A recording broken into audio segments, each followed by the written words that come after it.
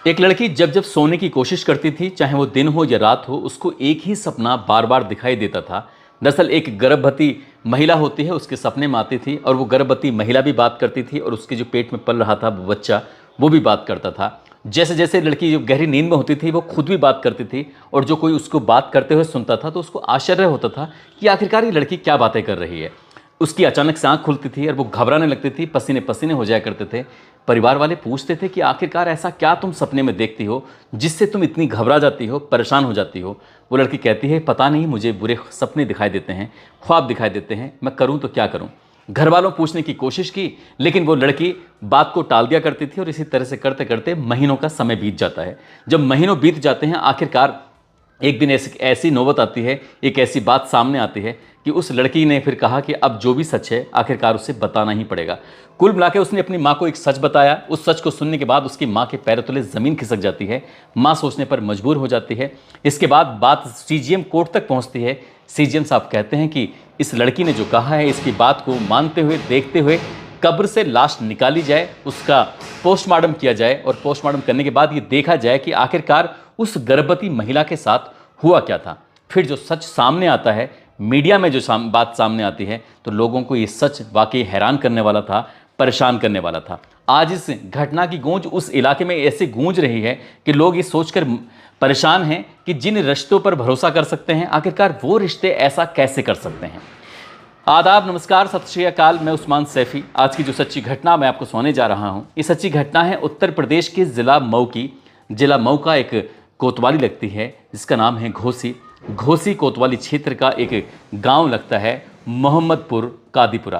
दरअसल सीजीएम साहब ने आदेश दिए थे और आदेश देने के बाद सीजीएम कोर्ट के नायब तहसीलदार अमरनाथ यादव, कोतवाल मनोज सिंह, सब इंस्पेक्टर सूरज सिंह, राजस्व निरीक्षक मतीन खान, लेखपाल पंकज चौहान 13 अप्रैल 2025 को लगभग 11 बजे के आसपास इस गांव पहुंच जाते हैं बुलडोज़र लेके। और बुलडोज़र लेके जब पहुंचते हैं तो वहां जाने के बाद काजीपुरा धोबी घाट कब्रिस्तान के बारे में पूछते हैं कि ये काजीपुरा धोबी घाट आखिरकार कब्रिस्तान कहाँ पर है। गांव वाले कहते हैं कि फला जगह है। गांव वाले भी समझ नहीं पा रहे थे और तभी ये पता चलता है कि जो नाजिया खातून है जिसकी 4.5 महीने पहले मौत हो चुकी थी, दरअसल ये उसकी कब्र को खोदने के लिए आए हैं, उसे कब्र से बाहर निकालने के लिए आए हैं। जैसे ये सूचना पड़ती है उसके बाद पूरे गांव के लोग यहाँ पर इकट्ठा हो जाते हैं। ये इस गांव के ही नहीं बल्कि आसपास के इलाके के लोग भी यहाँ मौके पर आ जाते हैं। और मौके पर आने के बाद अब ये प्रशासनिक अधिकारी, पुलिस वाले, ये सब के सब ये एक ही बात पूछ रहे थे, एक ही सवाल कर रहे थे कि नाजिया खातून की जो लाश है वो कहाँ पर है, कहाँ उसको दफनाया गया था। कोई भी इस बात को बोलने को तैयार नहीं था। लेकिन जब पुलिस वालों ने, प्रशासनिक अधिकारियों ने ये बात कही तो आखिरकार एक बुजुर्ग आदमी आता है और बुजुर्ग आदमी एक जगह की तरफ इशारा करते हुए कहता है कि नाजिया खातून को यहाँ दफनाया गया था। लगभग 26 मिनट तक उस बुलडोजर के माध्यम से उसकी कब्र की खुदाई की जाती है। उसके अंदर से एक लाश निकाली जाती है, जो लाश अभी 4.5 महीने पहले पूरे रीति रिवाज के हिसाब से उसका जो सुपुर्द खाक किया गया था, वो जो कफन दफन किया गया था, उसके सहित उसमें से निकाला जाता है। यहाँ से लगभग 22 किलोमीटर दूर जो लाश घर है, जहाँ पर मोर्चरी है, जहाँ पर पोस्टमार्टम होता है, उस लाश को वहाँ पर रखा जाता है। 6 घंटे तक डॉक्टरों की टीम वीडियोग्राफी करने के दौरान ही उस लाश का पोस्टमार्टम करते हैं। और पोस्टमार्टम करने के बाद अब ये सूचना, ये बात पहले गांव वालों तक पहुंचती है, उसके बाद आसपास के गांव तक पहुंच जाती है और बात धीरे धीरे करके मीडिया तक बात पहुंच जाती है। जैसे गांव वालों का जमघट लगा हुआ था, ठीक मीडिया वालों का भी यहाँ पर मौके पर जमघट लग जाता है। आखिरकार मीडिया वाले ये जानने की कोशिश में जुट जाते हैं कि आखिरकार इस लाश को क्यों निकाला गया था, इसके पीछे की वजह क्या थी। तभी सभी तरफ से एक इशारा होता है एक लड़की की तरफ, और उस लड़की की तरफ जब जैसे ही मीडिया वालों की नज़र पड़ती है, उस लड़की ने अपने चेहरे को पूरी तरह से ढका हुआ था, सिर्फ उसकी आंखें दिखाई दे रही थीं। उस लड़की की तरफ जब माइक लगाया जाता है, उससे पूछा जाता है, तो उसने ऐसी चौंकाने वाली बात बताई जिसको सुनने के बाद हर कोई हैरान हो जाता है, परेशान हो जाता है। दरअसल उस लड़की की तरफ जब पूछा जाता है तो उसने कहा कि घोसी कोतवाली क्षेत्र का एक गाँव है, उस गाँव की वो रहने वाली है और उसकी जो बड़ी बहन जिसका नाम नाजिया खातून होता है, 4.5 साल पहले उसकी शादी मोहम्मदपुर कादीपुरा के रहने वाले अयूब से शादी हुई थी। और शादी के बाद ये परिवार बेहद खुश था, सब कुछ ठीक ठाक ज़िंदगी में चल रहा था। जब जब कोई खुशियों की बात होती थी, जब जब कोई त्यौहार होता था, तब तब वो अपनी बड़ी बहन के पास आ जाया करती थी। बड़ी बहन के पास आती थी, उनसे बातचीत करती थी। और जो जीजा है उसका बहनोई है, शुरुआत में तो बहुत इज्जत किया करता था, लेकिन जैसे जैसे वक्त आगे बढ़ रहा था वो मजाक का दायरा उसका शुरू हो जाता है। जिससे साली और जीजा के मजाक का रिश्ता होता है वैसे मजाक करता था। पहले सभ्यता के दायरे में रहते हुए मजाक करता था, लेकिन वक्त जैसे जैसे आगे बढ़ रहा था तो उसकी हिम्मत आगे बढ़ने लगती है। अब उस लड़की को वो ऐसा शरीर का कौन सा हिस्सा था जो छूने की कोशिश नहीं करता था। लड़की वो परेशान होती थी, वो रोती थी, हाथ झटकती थी, लेकिन उसका जीजा था कि वो ज़बरदस्ती करता था, ऐसा करता था जैसे उसकी बड़ी बहन पर हक है उस पर भी, छोटी वाली पर भी पूरा का पूरा हक है। शरीर के हर एक हिस्से में हाथ डालता था, उसकी छूने की कोशिश करता था, उससे बदतमीजी करता था। ऐसे करते करते वक्त आगे बढ़ने लगता है। अगस्त 2024 की ये बात है। एक बार दवा लेने के लिए ये बड़हलगंज एक जगह लगती है, वहाँ पर होटल होता है। ये जब अपने जीजा के साथ जाती है तो उसका जीजा कहता कि बहुत बुरी तरह से थक चुके हैं, चकनाचूर हो चुके हैं, अब यहाँ से हमें घर जाना है, लेकिन हम सोच रहे हैं कि थोड़ा सा आराम कर लेते हैं। आराम करने के लिए उस लड़की को उस बहाने से होटल में लेके जाता है। होटल में ले जाने के बाद उसके साथ वो बलात्कार करता है। बलात्कार करने के साथ साथ उसका वो वीडियो बनाता है, उसका वो फोटोग्राफ्स अपने मोबाइल में कैद कर लेता है, ताकि भविष्य में ये लड़की चीख ना सके, चिल्ला ना सके, अपनी दर्द, अपनी परेशानी किसी को बता ना सके। वो कहता है कि अगर मैंने ये सब चीज़ें सोशल मीडिया पर अपलोड कर दी तो फिर तुम्हारे बाप, तुम्हारी माँ, तुम्हारी बहन, तुम्हारे परिवार की रुसवाई हो जाएगी, इसलिए तुम खामोश रहोगी तो ठीक रहोगी, सुरक्षित रहोगी। वैसे ही उसने पहले से ही उसके साथ वो बैड टच किया करता था, उसको गंदे संदे तरीके से छूने की कोशिश किया करता था।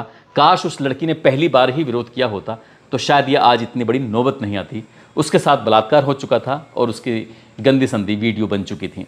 वक्त आगे बढ़ने लगता है, वो लड़की अपने घर चली जाती है और घर जाने के बाद कुछ और वक्त के बाद नवंबर 2024 के आसपास की बात है, जब उसकी बहन प्रेग्नेंट हो जाती है और प्रेग्नेंट होने के बाद उसको लगता है कि वो खुद काम करेगी तो दिक्कत में आएगी, इसलिए अपनी छोटी बहन को हेल्प के लिए वो बुला ले तो ज़्यादा सही है। उसने अपनी माँ को फ़ोन किया, माँ से बातचीत की कि छोटी बहन को यहाँ भेज दो, मुझे आज उसकी बहुत ज़्यादा ज़रूरत है।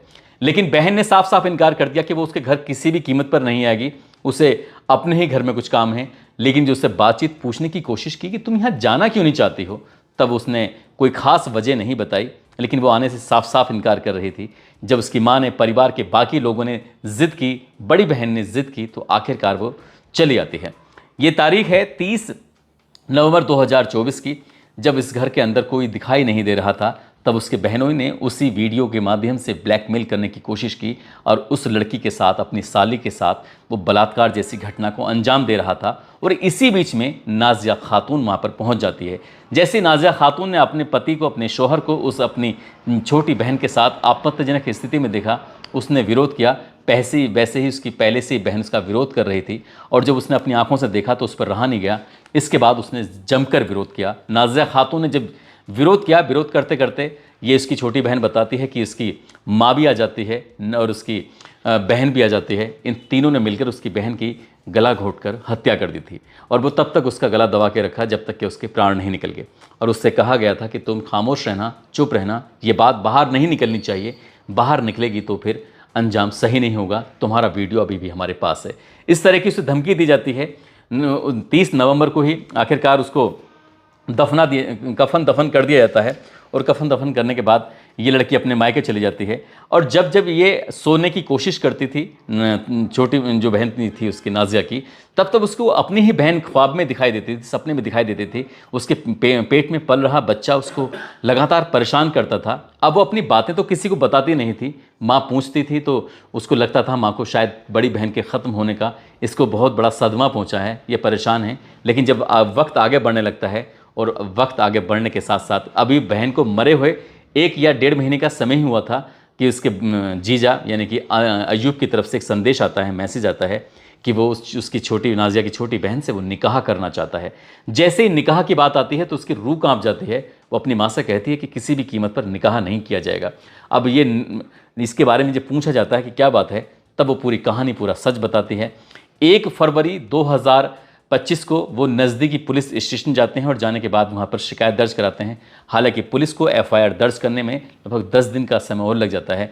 आखिरकार 11 फरवरी 2025 को IPC की धारा, IPC ने BNS की धारा 74, 64 और 351, 103 और 67 IT एक्ट के तहत मुकदमा दर्ज कर लिया जाता है। मुकदमा दर्ज करने के बाद जब जांच अधिकारी इस मामले की जांच करता है तो इसमें हत्या की धाराएं भी पहले शामिल थीं, लेकिन बिना पोस्टमार्टम किए ही उसको क्लीन चिट दे दी जाती है। हालांकि अय्यूब को जेल जरूर भेज दिया जाता है, लेकिन बहन ने कहा कि अभी बहन को तो इंसाफ मिला ही नहीं है, इसलिए वो कोर्ट जाती है। कोर्ट जाने के बाद कोर्ट जज साहब के सामने अपील करती है और अपील करने के बाद कहती है कि जज साहब, भले ही चाहे उस लाश को बाहर निकलवाने के बाद उसका पोस्टमार्टम कराना पड़े, लेकिन आपको एक बार लाश निकलवा कर ये बात जरूर देखनी चाहिए कि आखिरकार उसकी बहन के साथ हुआ क्या है। तब CJM साहब ने आदेश दिया, एक प्रशासनिक अधिकारियों की टीम गठित की जाती है, पुलिस की टीम गठित की जाती है और ये 13 अप्रैल 2025 को आखिरकार लगभग सुबह 11 बजे के आसपास 26 मिनट तक खुदाई होती है। उसके बाद लाश को निकाला जाता है और लाश निकालने के बाद फिर पोस्टमार्टम होता है। अगली तारीख यानी कि 14 अप्रैल 2025 को ये उस जगह पे तो नहीं, लेकिन दूसरी जगह जो कि मदापुर समसपुर सीताकुंड स्थित एक कब्रिस्तान है, वहाँ पर परिवार के लोग उस लड़की का कफन दफन पूरी रीति रिवाज के हिसाब से करते हैं। हालांकि भी पोस्टमार्टम रिपोर्ट आना बाकी है कि वाकई उस लड़की का कत्ल हुआ है नहीं हुआ है। वैसे भी 4.5 महीने के बाद उसको कब्र से बाहर निकाला गया था। ऐसे में बड़ा मुश्किल काम हो जाता है, लेकिन अभी फॉरेंसिक लैब तमाम दुनिया भर की जांचें होनी हैं, जांच के बाद ही ये स्पष्ट हो सकेगा।